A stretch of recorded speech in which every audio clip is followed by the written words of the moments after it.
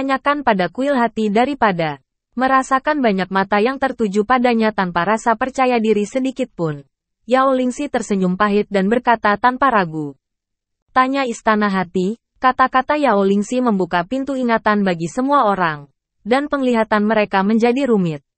Mata ketiga tetua itu mulai cerah. Saya terlalu akrab dengan tiga tetua kuil pikiran. Jika seseorang dengan pikiran goyah atau memasuki kuil untuk pertama kalinya dan tidak mengetahui kekuatannya, mudah tersesat. Tetapi Yao Lingxi tidak memiliki masalah ini. Dia sering masuk ke kuil pikiran. Jadi jika Xiao Yan ada di hati untuk meminta kuil, Yao Lingxi pasti akan menempati langit. Mengapa? Patriark klan tidak memperhatikan perubahan emosional dari ketiga tetua, dan masih bertanya dengan enteng kepada Yao Lingxi. Saya lebih baik dari Xiao Yan. Tetapi kekuatan bertarungnya belum tentu lebih baik darinya. Dan bisa dikatakan lebih buruk darinya. Memurnikan obat. Semua orang telah melihat. Saya tidak sebaik dia. Petik 2. Yao Lingxi mungkin memiliki pemahaman yang samar tentang rasio meminta hati ke istana. Dengan tenang mengungkapkan inferioritasnya. Tetapi Xiao Yan sedikit terkejut. Roh obat ini bisa mengakui kekurangannya. Sepertinya tidak sia-sia. Jika harga diri bisa dihilangkan, masa depan tidak terbatas. Oleh karena itu, saya ingin meminta Xiao Yan untuk meminta hati membandingkan sifat hati. Jika pertempuran ini juga kalah, maka saya akan minum obat secara oral. Yao Lingxi tampaknya tidak peduli dengan pandangan semua orang, dan melanjutkan. Itu dia. Patriark klan mengangguk. Diam. Seolah menunggu sesuatu. Patriark. Aula pertanyaan ini memiliki tanda jiwa dari banyak pendahulu klan narkoba saya. Dan mereka yang bukan klan narkoba saya tidak diizinkan masuk. Penatua kedua merasa bahwa masalah itu tidak pantas dan berkata. Tetua kedua berkata begitu banyak. Tolong minta Patriark untuk berpikir 2 kali. Penatua juga sedikit mengangkat tinjunya. Kedua tetua lebih peduli, ingin menyelamatkan muka.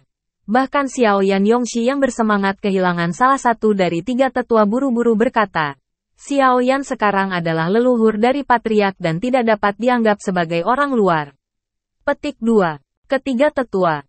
Tampaknya sejak awal Anda menganggap Xiao Yan sebagai orang luar. Tetua kedua sedikit mengernyit. Melirik ke arah tetua ketiga. Dan sangat bingung tentang perubahan 180 derajat ketiga tetua itu. Sebelumnya, saya tidak tahu banyak tentang Xiao Yan. Sekarang dia telah membuktikan kekuatannya.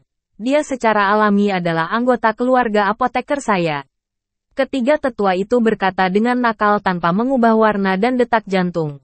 Belum lagi itu tidak adil dari 1 kali saja. Jika mereka bisa lebih dari 1 kali, mereka secara alami akan meyakinkan orang untuk mengambil Xiao Yan. Petik 2.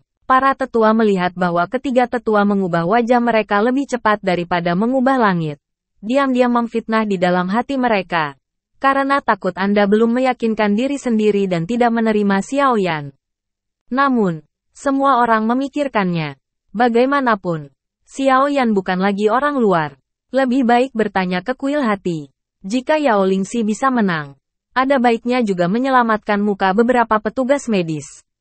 Jika mereka masih kalah, itu juga obat. Putra spiritual memintanya. Jadi semua orang diam. Tidak lagi membantah. Dalam hal ini, Xiao Yan, apakah Anda punya komentar? Klan narkoba menekan senyum di hatinya. Dan meminta Xiao Yan ekspresi yang sangat formal dan serius. Zhen Ni, Nan Erming, dan Ziying semuanya tersenyum lebih dalam di hati mereka. Tetapi mereka tidak menyangka Xiao Yan diam saat ini dan tidak menjawab. Suasana penonton menjadi agak tertekan dengan keheningan Xiao Yan. Zhen Ni dan yang lainnya diam-diam bertanya-tanya. Kepala klan narkoba itu bijaksana. Tetapi ketiga tetua itu bisa sangat jahat. Tahukah Anda? Xiao Yan sekarang adalah pemenang ujian. Dan dia tidak mengatakan bahwa itu adalah 2 pertandingan sebelumnya. Yaitu, jika dia menolak meminta hati untuk meminta permainan, Xiao Yan menang. Dan jika Anda berjanji untuk bersaing lagi, minta sindian untuk tidak diketahui oleh Xiao Yan. Mengapa Anda harus pergi ke kompetisi yang tidak Anda yakini? Siapa yang akan menjadi idiot seperti itu? Waktu berlalu sedikit demi sedikit. Xiao Yan masih tidak mengatakan apa-apa, sepertinya sedang memikirkan sesuatu. Ketiga tetua dan dahi Yao Lingxi menjadi lebih berkeringat. Ini adalah satu-satunya kesempatan untuk kembali. Jika mereka ditolak oleh Xiao Yan, mereka akan malu sepanjang hidup mereka. Sama seperti alis klan narkoba mengerutkan kening dalam-dalam, ketiga tetua akhirnya tidak bisa menahannya. Dan bertanya, Xiao Yan, mengapa kamu tidak berani melakukan putaran lagi? Petik 2. Xiao Yan memandangi ketiga tetua yang sangat marah, seperti merentangkan tangan menonton idiot, dan berkata dengan tenang, ini tidak ada hubungannya dengan nyali. Saya sudah menang. Mengapa saya harus menjanjikan pertandingan lain? Apa yang baik untuk saya?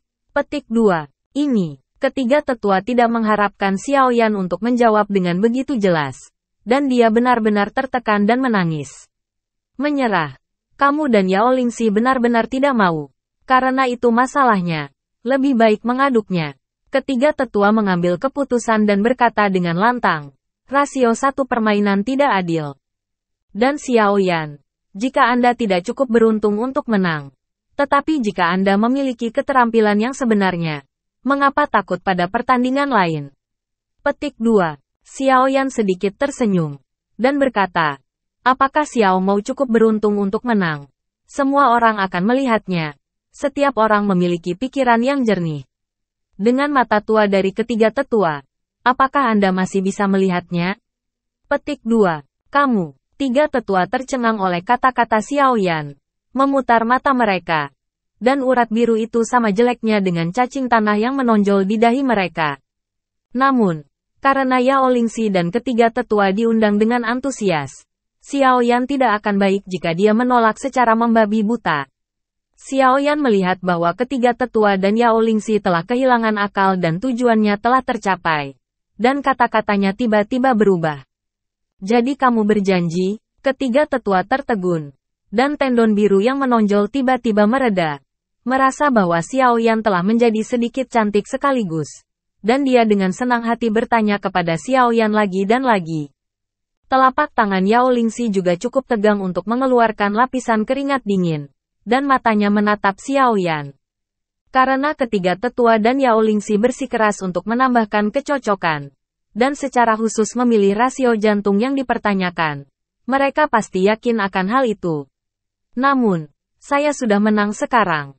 Jika saya memenangkan permainan lain, manfaat apa lagi yang saya miliki selain membangkitkan jiwa? Xiao Yan tersenyum dengan senyum di wajahnya. Menyipitkan mata dan menatap ketiga tetua itu. Seolah-olah seorang pemburu sedang menatap mangsa di bawah moncongnya. Masalah ini awalnya dirancang bersama dengan patriark klan kedokteran. Dan Xiao Yan lebih baik daripada Yao Lingxi dalam hal mentalitas dan kekuatan jiwa. Jadi Xiao Yan tampak percaya diri dalam rasio meminta hati. Orang yang percaya diri harus memiliki kemampuan untuk percaya diri. Inilah yang dilakukan Xiao Yan saat ini. Kerumunan tiba-tiba menyadari bahwa Xiao Yan terdiam untuk waktu yang lama. Bukannya dia tidak berani mencoba. Tetapi dia tidak enak dipandang dan ingin memeras para tetua. Klan narkoba. Termasuk kepala klan narkoba. Menggelengkan kepala tak berdaya. Menangis dan tertawa. Tampaknya Xiao Yan tidak hanya sangat berbakat dalam kultivasi dan pemurnian. Tetapi juga sangat cerdas. Ketika Zhen Liu Mei muncul. Senyum di matanya hampir meluap. Pria ini benar-benar semakin pintar sekarang. Perjalanan ke kuil hati sudah menjadi keharusan. Dan ketiga tetua itu langsung berlari ke sana. Tidak ada alasan mengapa babi gemuk yang dikirim ke pintu tidak dapat disembelih. Wajah Nan Erming tampak tenang. Tetapi alisnya yang terangkat dengan putus asa mengkhianati senyum yang ditahannya. Ziying tidak terkecuali. Dia ingin tertawa dan tidak berani tertawa. Karena takut merusak rencana Xiao Yan. Pipinya yang merah jambu akan memerah. Dan matanya akan menekuk menjadi bulan sabit. Jadi, apa yang ingin Anda pertaruhkan? Ketiga tetua membeku sedikit dan mengerti itu. Tetapi melihat Xiao Yan yang masih memikirkan apakah akan setuju. Dia harus menelan ludah dan kebencian. Keterampilan bertarung. Resep. Inti sihir. Dan bahkan 3 keajaiban. Selama ketiga tetua bisa mendapatkannya. Dapat digunakan sebagai taruhan. Xiao Yan pasti akan menemaninya sampai akhir. Ada momen kegembiraan di wajah Xiao Yan. Dan dia membuang semua hal yang dia inginkan. Berharap ketiga tetua itu bisa menekan semua kekayaan bersih. Sebagai tiga tetua, saya tidak berpikir mereka akan menempatkan hal-hal biasa sebagai taruhan. Xiao Yan menjulurkan bibirnya dengan ringan dan menambahkan kalimat lain. Apresiasi di mata Zenni menjadi lebih kuat. Ucapan Xiao Yan dapat dianggap ringan, sedang, dan berat. Menghalangi cara yang ingin ditangani oleh ketiga tetua sesuka hati. Wajah tua ketiga tetua itu segera berubah menjadi warna hati babi. Dan mata semua orang menjadi lebih cerah. Mereka berspekulasi apa yang akan dilakukan ketiga tetua sebagai taruhan. Menatap Xiao Yan. Hati ketiga tetua mulai bergetar. Semakin tenang Xiao Yan, semakin ketiga tetua dan Yao Lingxi kehilangan hati. Lagi pula, kekuatan Xiao Yan sebelumnya terlalu mengejutkan. Taruhannya besar. Jika kalah, Anda akan kehilangan istri dan kehilangan tentara. Taruhannya kecil. Xiao Yan meletakkan kata di depan mata. Dan di mana wajah tua ketiga tetua itu? Oleh karena itu, meskipun giginya gatal, tetapi anak panah harus dikirim ke tali. Dan ketiga tetua serta Yao Lingxi sangat khawatir. Jika mereka menawar, Xiao Yan tidak akan lebih marah. Eliksir dan sejenisnya. Xiao Yan, kamu tidak boleh terlalu langka. Atau bertaruh pada Magic Core. Bagaimana dengan Magic Core bintang 5 dan 6? Itu tiga tetua mengerang. Dan tampaknya sangat tulus dalam membuat taruhan yang menurutnya sangat tepat. Adapun keterampilan bertarung lainnya, resep, dan hal-hal lain yang dapat meningkatkan kekuatan Xiao Yan, ketiga tetua semuanya dikecualikan. Rencana ketiga tetua untuk menyemangati lawan pasti tidak akan terlaksana. Meskipun ketiga tetua berpikir bahwa meminta kuil hati memiliki kesempatan yang lebih baik daripada putra roh obat spiritual. Tetapi kegelisahan samar di hatinya membuatnya memilih dengan hati-hati. Oleh karena itu, dengan segenap pikirannya, dia merasa bahwa hanya inti sihir kelas atas yang bisa menang dan tidak akan kehilangan identitasnya. Yang paling penting adalah bahwa bahkan jika Xiao Yan memenangkan inti sihir, itu tidak lebih dari sedikit bahan saat memurnikan obat. Itulah yang dapat dibeli Xiao Yan tanpa uang tidak banyak membantu dalam meningkatkan kekuatannya. Ketika ketiga tetua mengatakan ini, semua orang memandang ketiga tetua itu, dan mata mereka sangat rumit. Xiao Yan tidak bisa menahan diri untuk tidak menanggungnya.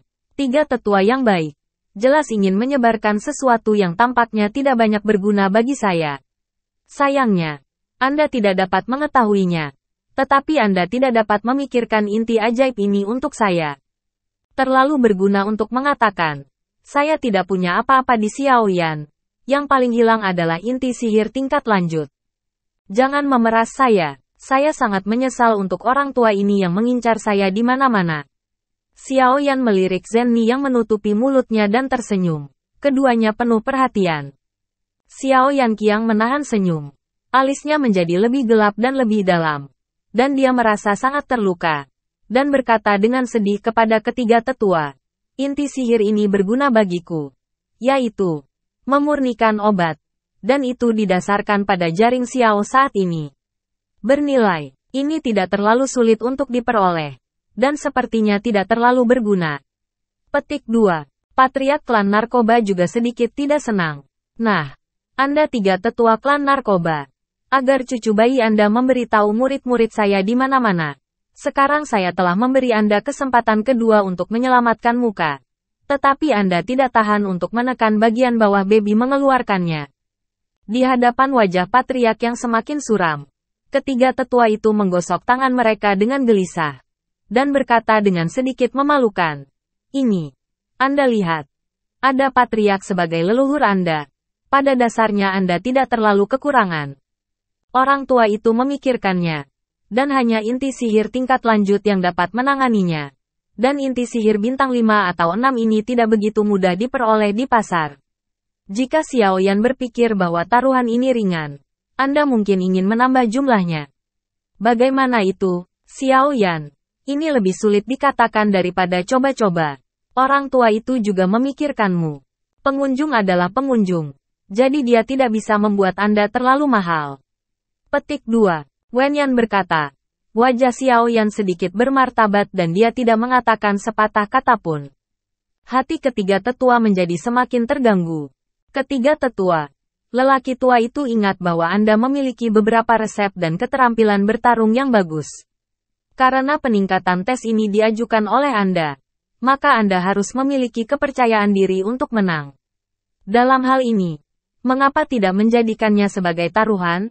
Melihat ketiga tetua terus-menerus mendorong para tetua, klan narkoba mengerutkan kening dan tidak dapat menahan diri untuk tidak berbicara. Oh, diperkirakan para tetua menyembunyikan sesuatu. Xiao Mou tidak akan ragu untuk mempersulit.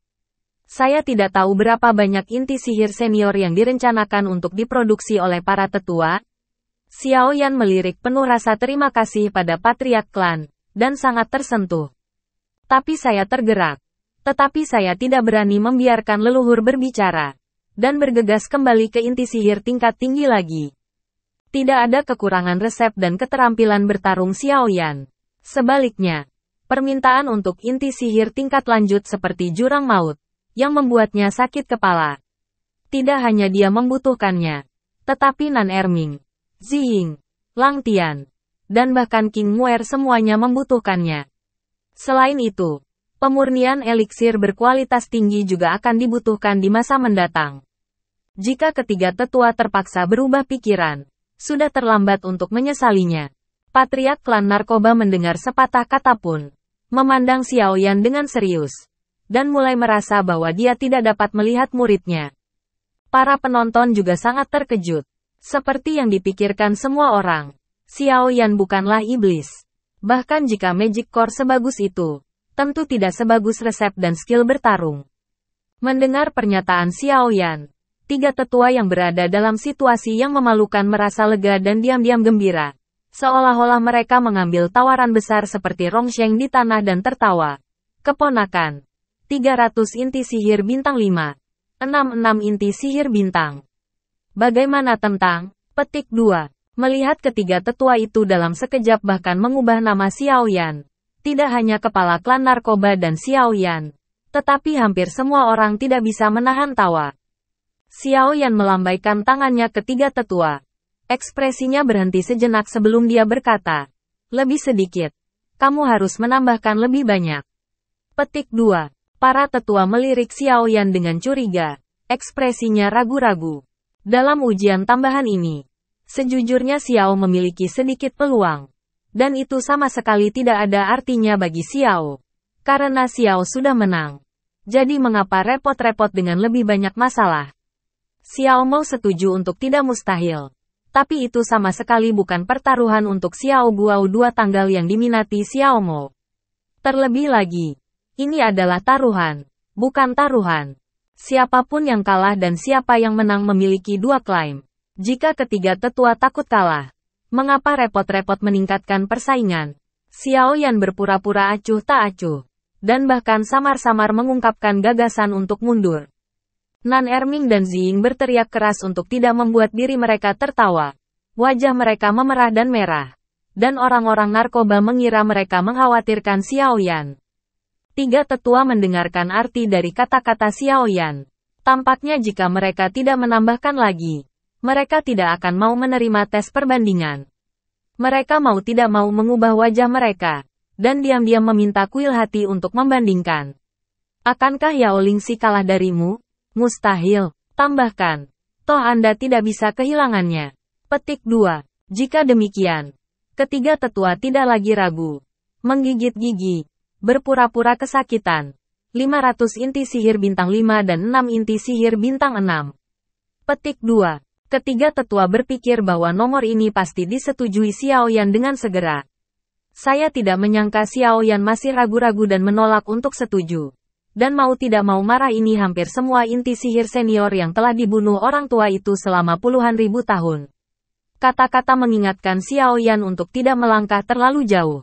Menghirup napas panjang, Xiao Yan menatap patriark klan, dan matanya kembali ke tiga tetua. Tampaknya karena wajah leluhur itulah dia tidak bisa menyetujuinya. Dan dia berkata, "Nah, lihatlah ketiga tetua itu dengan tulus." Untuk ketulusannya, Xiao Yan menghormati hidupnya. Petik 2. Mendengar tanggapan Xiao Yan, hati yang tergantung dari ketiga tetua itu jatuh. Yao Lingxi diam-diam mengolesi keringat dingin. Matanya lebih dingin dari sebelumnya. Dalam tes ini, kakek tidak hanya mengumpulkan inti sihir kelas atas selama bertahun-tahun yang tak terhitung jumlahnya, tetapi juga wajah kakek dan harapan tinggi keluarga untuk dirinya sendiri. Sehingga dia hanya bisa menang, bukan kalah. Untuk pertama kalinya, Yao Lingxi merasa sangat berat di hatinya hingga dia kehabisan napas. Tapi Xiao Yan merasa sangat keren, dan tidak ada sorakan. Patriark klan menatap Xiao Yan dengan wajah tenang. Dia tahu bahwa muridnya memilih inti sihir tingkat tinggi sebagai taruhan daripada teknik atau resep bertarung. Dia pasti punya ide sendiri. Jadi dia tidak banyak bertanya. Telapak tangannya sedikit terangkat. Dan dia mengumumkan dengan lantang. Jika keduanya tidak butuh istirahat, maka langkah selanjutnya adalah menanyakan rasio jantung. Petik 2. Meskipun saya telah mempersiapkan hati saya benar-benar mendengar bahwa patriark dari klan obat mengumumkan hal itu ujian akan segera dimulai. Dan dia harus memasuki Hall of Questioning. Mata Xiao Yan tidak bisa menahan panas. Setelah beberapa saat, semua orang muncul di bawah kepemimpinan klan Yao di depan sebuah bangunan di barat laut terdalam dari klan Yao. Bangunannya menyerupai candi, dengan punggung menghadap lereng gunung, berdiri di udara, dan dikelilingi potongan kayu kuno. Terlihat sangat berkabut. Di bawah mata air yang lewat, lebih tenang dan murni di bawah latar belakang malam, memberi orang rasa kembali ke yang sebenarnya. Berbeda dengan bangunan obat, meskipun juga dibangun dari batu, itu bukan bluestone, melainkan batu dengan kilau metalik ungu, padat dan gesit. Ini adalah biji bintang ungu yang sangat langka, dengan penyimpanan yang sangat sedikit, dan memiliki efek yang sangat baik pada pelestarian dan transmisi kekuatan jiwa. Nenek moyang juga sesekali mendapatkan urat tambang, dan butuh banyak tenaga untuk membangun balai ini. Patriark dari klan kedokteran memperkenalkan Xiao Yan dan yang lainnya dengan lembut. Nadanya mengungkapkan kebanggaan. Ternyata istana sebesar itu dibangun dengan batu-batu yang begitu langka dan aneh. Pamor nenek moyang keluarga obat memang luar biasa. Zenni mendongak dan bertanya-tanya. Mereka dipuji oleh para wanita cantik. Dan semua orang di klan narkoba merasakan kemuliaan besar di wajah mereka. Dan klan-klan narkoba bangga dan terus menunjuk ke istana. Istana ini adalah karya leluhur yang membanggakan dan dapat bertahan bencana kuno. Ini adalah klan obatku. Keberuntungan besar. Petik 2. Aula dipenuhi dengan tanda jiwa dari kaisar berpangkat tinggi dari dinasti apoteker saya. Itu dibagi menjadi 3 lapisan dan diberi peringkat berdasarkan kesulitan. Sejak bencana kuno, klan obat saya telah menurun.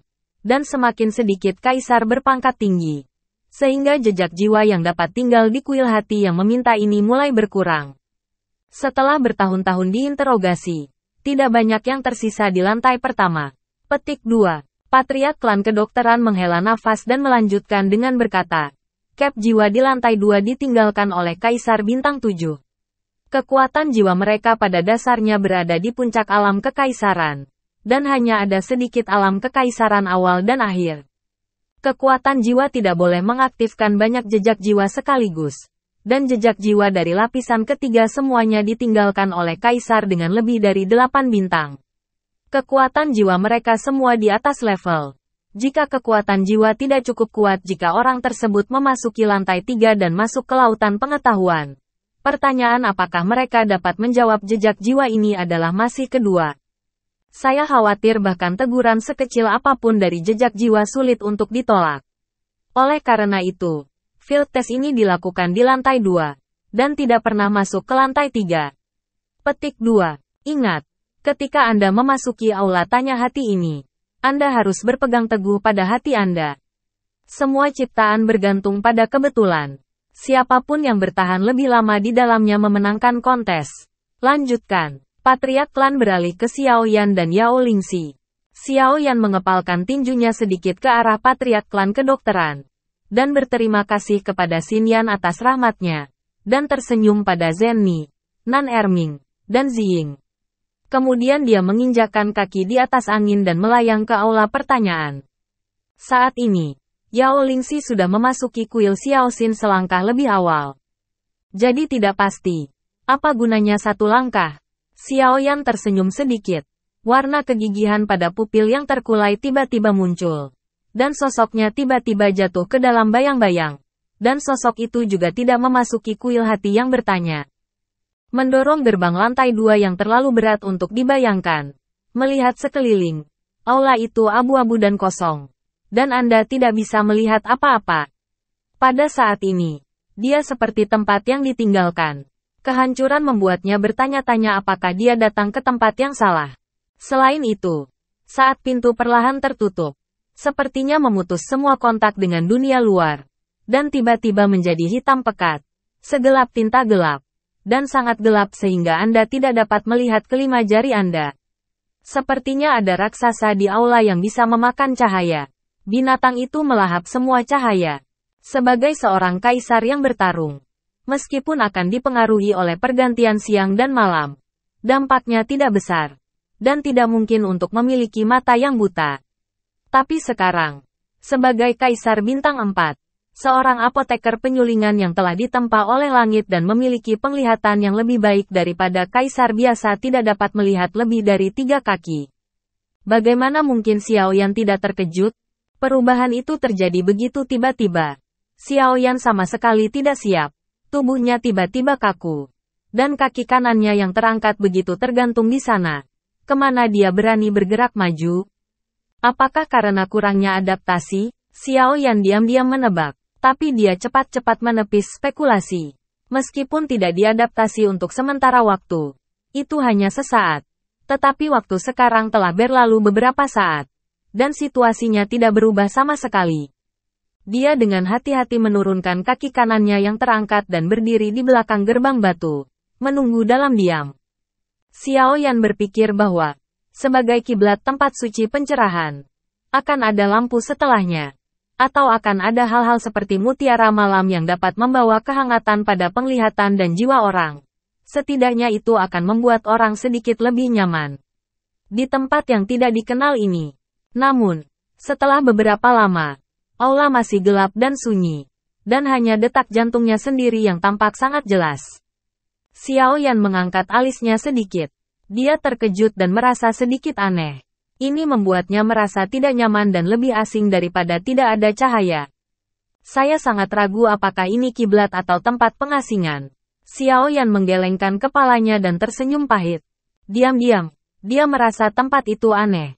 Dan dia harus menyesuaikan mentalitasnya sesegera mungkin untuk mengatasi krisis yang tidak terduga. Mengesampingkan kecemasan di hatinya, dia meremas jari-jarinya dengan erat, lalu mengendur perlahan. Dan suara napas cepat menjadi sedikit lebih halus dengan ritme yang mengalir. Tapi saat dia merasakan kabut yang dihembuskan melewati ujung hidungnya, dia tiba-tiba teringat sesuatu yang lebih mengganggu. Kemana perginya Yao Lingxi? Saya tidak melihatnya segera setelah saya masuk. Xiaoyan mengembalikan rasa dingin Yao Lingxi ketika dia memasuki kuil hati yang bertanya. Dan pria kosong yang dia lihat ketika dia pertama kali memasuki lantai 2 aula. Hanya untuk menemukan bahwa dia telah mengabaikan pertanyaan penting seperti itu. Apakah menyilaukan atau tidak memperhatikannya? Xiaoyan tidak bisa tidak memikirkannya. Sekarang seluruh aula begitu sunyi bahkan detak jantungku sendiri dapat terdengar dengan jelas. Mengapa tidak ada gerakan Yao Lingxi? Meski mata tak terlihat, telinga selalu bisa mendengarnya. Tidak mungkin bagi orang yang masih hidup untuk menahan nafas meskipun dia baik-baik saja. Xiaoyan mulai merasa kulit kepala sedikit, dan tubuhnya sedikit dingin.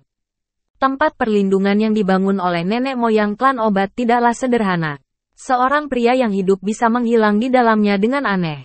Xiaoyan tersenyum dengan ejekan. Perlahan menyatukan pikirannya. Dengan hati-hati melangkah maju. Dan mulai menjelajah di Temple of Questioning Heart.